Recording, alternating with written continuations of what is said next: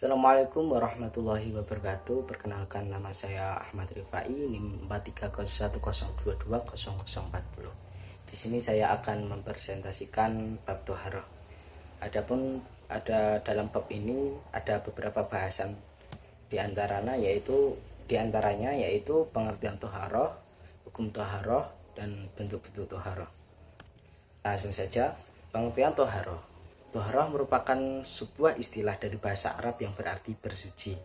Pengertian toharoh yaitu suci dan bersih, baik dari kotoran lahir maupun kotoran batin, yang berupa sifat dan perbuatan tercela. Secara bahasa, toharoh adalah membersihkan kotoran, baik kotoran yang berwujud maupun yang tak berwujud. Secara istilah, toharoh artinya menghilangkan hadas, najis, dan kotoran dari tubuh yang menyebabkan tidak sahnya ibadah lainnya menggunakan air atau tanah yang bersih. Pengertian menurut bahasa, istilah, dan hukum syara. Secara bahasa, toharoh adalah membersihkan kotoran, baik dari kotoran yang berwujud maupun yang tak berwujud. Secara istilah, toharoh artinya menghilangkan hadas, najis, dan kotoran dari tubuh yang menyebabkan tidak sahnya ibadah seseorang. Menggunakan cara toharoh sendiri itu menggunakan air atau tanah yang bersih. Menurut hukum syara, toharoh adalah suci dari hadas dan najis.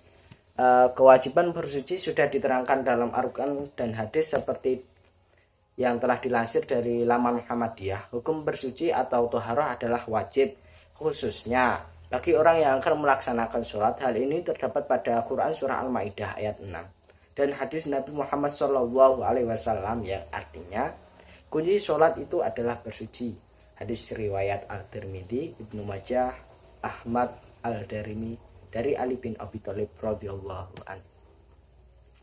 Berikutnya yaitu alat yang digunakan untuk bersuci. Alat yang digunakan untuk toharoh atau bersuci terdiri dari air, debu, dan batu atau benda padat lainnya seperti daun, tisu yang bukan berasal dari najis atau kotoran.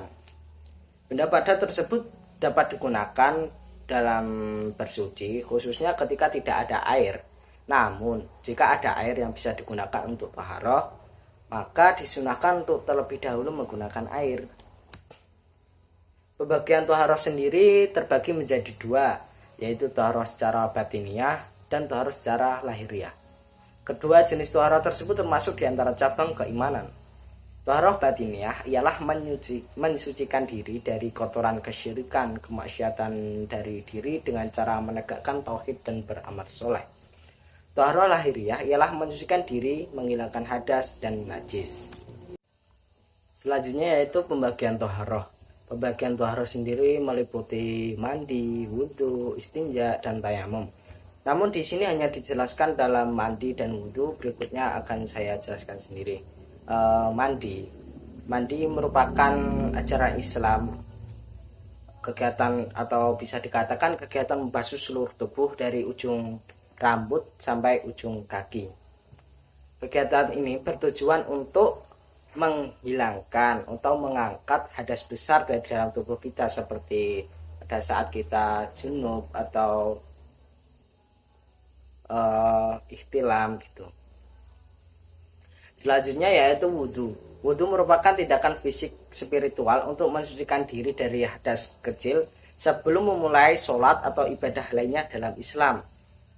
Dalam ritual ini, dalam wudhu, melibatkan beberapa anggota tubuh seperti mulut, hidung, muka, rambut, tangan, dan kaki. Yang selanjutnya adalah istinja, yaitu merupakan kegiatan kita bersuci pada saat kita selesai berhajat. Nah, istinja sendiri itu bisa menggunakan air maupun batu atau benda-benda padat lainnya yang kasar yang tidak terbuat dari najis. Yang kemudian tayamum sendiri digunakan untuk bersuci sebagai pengganti dari wudhu maupun mandi jika di situ tidak ada air atau beberapa faktor yang mempengaruhinya.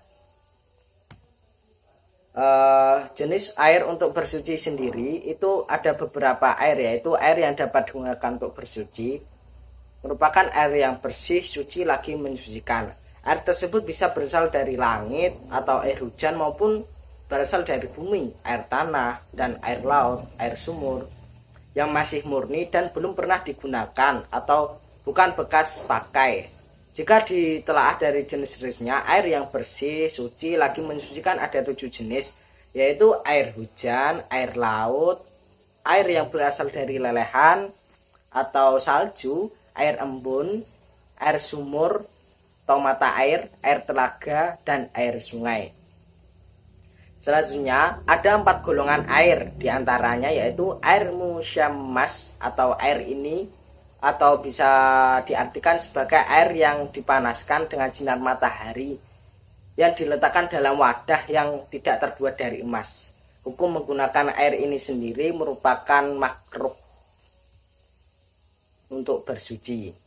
Air mutlak, air ini dapat pula disebut sebagai air murni karena hukumnya suci dan mensucikan dan tidak makruh untuk digunakan bersuci. Yang ketiga, air mustakmal. Air mustakmal adalah air yang sudah digunakan untuk mensucikan hadas ataupun najis. Meskipun air ini tidak berubah baik rasa, warna, serta baunya, bahkan sebenarnya air ini masih bersih dan suci, tetapi tidak dapat digunakan untuk bersuci karena sudah mustakmal. Yang terakhir yaitu air mutanajis. Air mutanajis sendiri merupakan air yang sudah terkena atau kejatuhan najis. Sedangkan dalam posisi kejatuhan najis tersebut, air tersebut tidak ada sekitar 2 kolah atau dalam liter sekitar 216 liter. Hukum bersuci menggunakan air ini tidak boleh sama sekali karena air ini tidak suci. Namun apabila volumenya lebih dari 2 kolah atau lebih dari 216 liter, maka air tersebut tidak bisa dikatakan air mutanajis. Hukum menggunakannya boleh dengan catatan air tersebut lebih dari 2 kolah. Air yang bercampur dengan barang suci, air ini adalah air mutlak pada awalnya, kemudian air tercampur kemasukan sesuatu dengan barang yang sebenarnya tidak najis, misalkan sabun atau bahkan makanan. Air seperti ini hukumnya tetap suci. Namun jika sifat air sudah berubah, sifat, rasa, bau, dan warnanya, maka air tersebut menjadi tidak bisa digunakan untuk bersuci. Dari semua jenis-jenis air di atas, ada satu jenis air lagi yang suci, tapi haram digunakan untuk bersuci. Air yang dimaksud di sini ialah air yang didapat dengan cara gosok atau mencuri, mengambil, atau memakai tanpa izin. Mungkin cukup sekian dari saya. Apabila ada salah tutur kata ataupun salah penyampaian, mohon dimaafkan yang sebesar-besarnya. Wassalamualaikum warahmatullahi wabarakatuh.